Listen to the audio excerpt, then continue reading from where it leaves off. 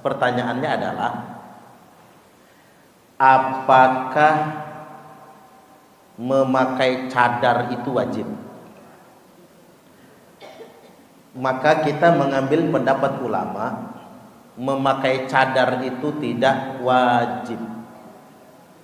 Itu adalah pakaian yang hanya dikhususkan untuk istri Rasulullah sallallahu alaihi wasallam.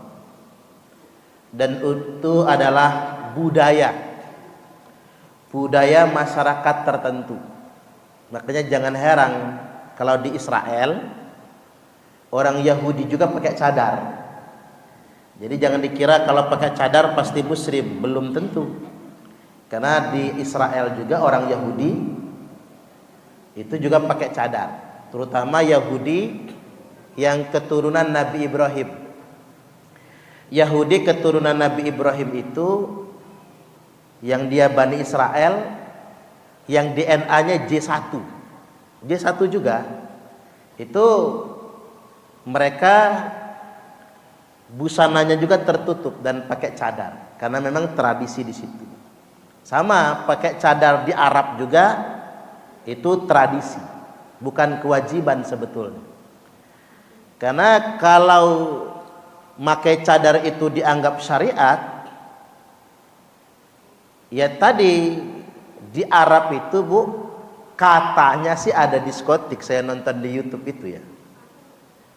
Tukang jogetnya juga pakai cadar soalnya.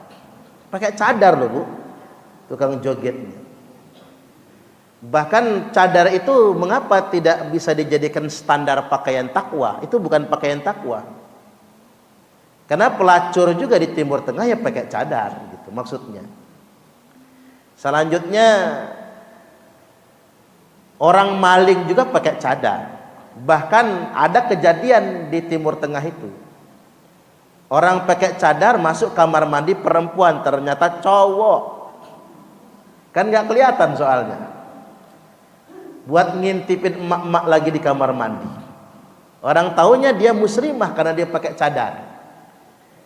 Tapi ternyata dia laki-laki karena nggak kelihatan kan? Kelihatan cuman matanya aja. Ya dipakein aja celak biar kelihatan kayak cewek. Masuk kamar mandi perempuan dan kemudian ngintip. Termasuk ngutil di mall pakai cadar. Begitu ditangkap ternyata bukan perempuan, cowok ternyata.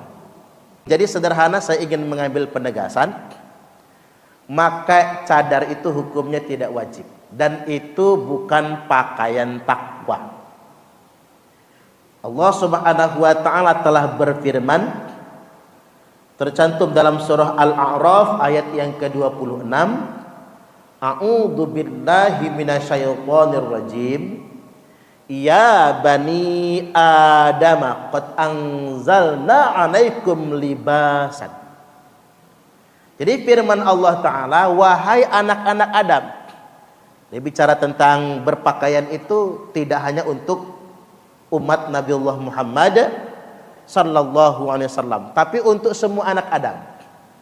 Ya bani Adam, wahai anak cucu Adam, qad anzalna 'alaikum libasan.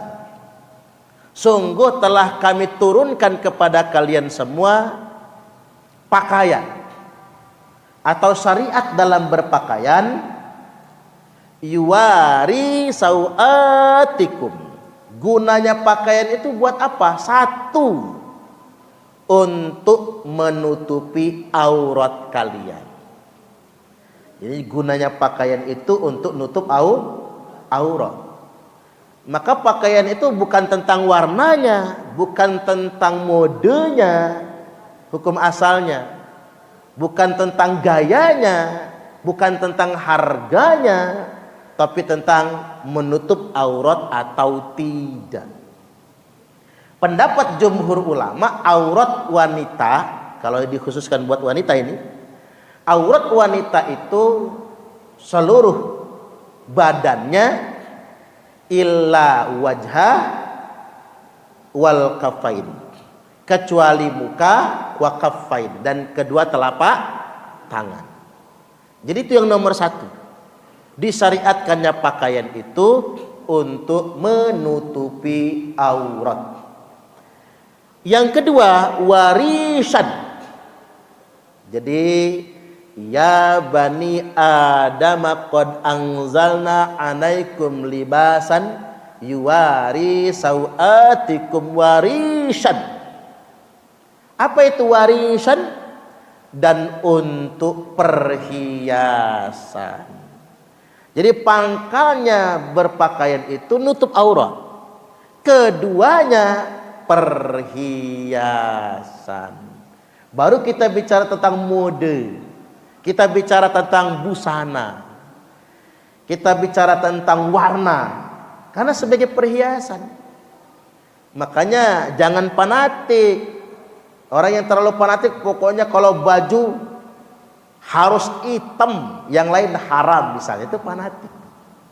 Karena Al-Quran menegaskan pakaian itu tak sekedar nutup aurat. Pangkalnya nutup aurat, keduanya adalah mode. Dia adalah bagian dari perhiasan. Ya apalagi emak-emak nah udah gak usah diajarin bicara mode mah. Kalau masalah berhias ya ibu-ibu mah pakarnya. Gimana cara pakai lipstik ya udah ahlinya. Walaupun nyangkut di gigi juga ya. Gimana pakai blush on, bedak udah ahlinya. Gimana agar kerudung ini enak dilihat, ya sudah pakarnya. Nah yang begini ini diakomodir oleh syariat. Jangan diharam-haramkan. Mode itu boleh. Nggak boleh mengharamkan mode ya. Melarang-larang mode. Ibu-ibu mau pakai baju hijau silahkan, mau kuning silahkan. Karena kita budaya Nusantara, coklat kuning. Kalau budaya Arab memang pakaian wanita hitam semua. Mana ada orang Arab pakai baju pink, Bu? Nggak ada lagi. Orang Arab tuh yang laki-laki putih, yang perempuan hitam. Lihat cat rumah mereka. Cat rumah orang Arab itu kalau nggak hitam, coklat, abu-abu, putih. Mana ada cat hijau di Arab? Atau kuning golkar, nggak ada kan? Atau rumah pink, nggak ada. Karena memang tradisi adat mereka memang begitu. Maka menjadi orang Islam itu nggak harus jadi orang Arab, betul. Karena memang beda mode, beda kebudayaan. Nah karena berpakaian itu juga mode, warisan sebagai perhiasan. Jadi boleh dong ada model-modelnya. Boleh. Buatlah pakaian kerudung ini Bu seindah mungkin dan enak dipandang. Agar mengapa? Agar yang lain juga senang pakai pakaian yang sedemikian rupa. Saya nonton di konten kreator di media sosial itu, ada konten kreator yang kerjanya itu menawarkan kepada non muslim agar istilahnya itu dipakein kerudung sebentar, tutorial pakai kerudung. Jadi ketemu di jalan tuh sama ibu-ibu atau gadis-gadis yang non muslim, dia tawarkan speak English ya, ngobrol dalam bahasa kitanya begini, boleh tidak saya minta waktunya sebentar, saya sedang tutorial pakai hijab muslim, mbak kalau bahasa kita, ibu, sis, boleh nggak saya pakaikan kerudung sebentar, lalu divideokan kemudian dipoto. Ya itu menurut saya kan itu kan konten ya, konten YouTube, tapi bagus. Begitu orang non muslimnya didandanin hijab Bu, dipakaiin kerudung yang modis itu, ketika orang non muslim itu didandani, dipakaikan kerudung, dipakaikan hijab muslim, Bu cantiknya luar biasa, kelihatan auranya keluar gitu ya. Sampai yang non muslim ini tadi begitu lihat videonya terharu dewek dia. Kelihatan bersih, rapi, berwibawa, karismatik, modis, enak lihatnya. Karena itulah sifat pakaian sebetulnya. Nah itu bagus, saya setuju itu. Ya dilepas lagi abis itu. Cuman artinya memang orang membangun kesan baru. Selama ini orang membangun kesan kalau hijab ini sesuatu yang menakutkan. Dengan adanya konten tersebut, sekarang dunia barat mengidentifikasi hijab ini sesuatu yang mengesankan. Belum aja dia ke Indonesia, emak-emak Indonesia paling ahli dandan kan begitu, biar berkesan kan begitu. Nah saya setuju dengan itu, karena itu diakomodir oleh Al-Quran. Nah walibasut taqwa dzalika khair. Adapun pakaian takwa itu adalah pakaian yang lebih baik. Tapi ingat, ada yang menafsirkan pakaian takwa itu adalah cadar, pakai niqab. Saya tegaskan pada kesempatan kali ini, ayat Al-Quran yang mengatakan takwa sebagai pakaian atau pakaian takwa itu bukan tentang niqab, bukan tentang cadar. Maksudnya apa? Takwa itu di sini. Di mana? Di hati. Artinya Allah ingin menegaskan satu, Allah syariatkan buat kalian semua berpakaian, tujuannya apa? Nutup aurat. Udah standar tuh. Dua, agar jadi mode, perhiasan, enak dipandang mata. Tapi ingat, yang terpenting dalam pakaian adalah pakaian takwa. Artinya kalau luarnya dihijabi, dalam juga mesti dihijabi. Jangan cuman luarnya pakaian, tapi hati juga mesti diberi pakaian takwa kepada Allah. Artinya badan dibajui, kelakuan akhlak juga mesti dihiasi.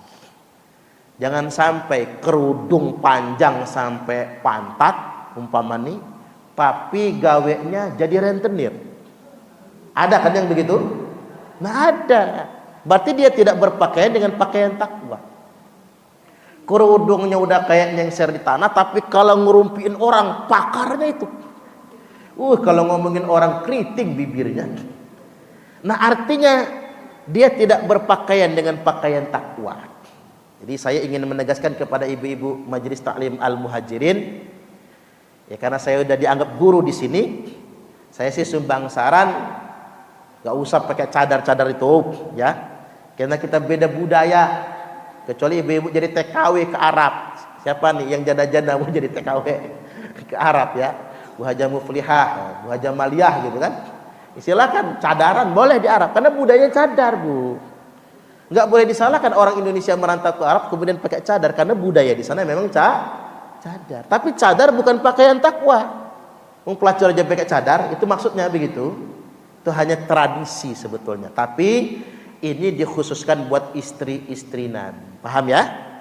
Oke, itu yang pertama.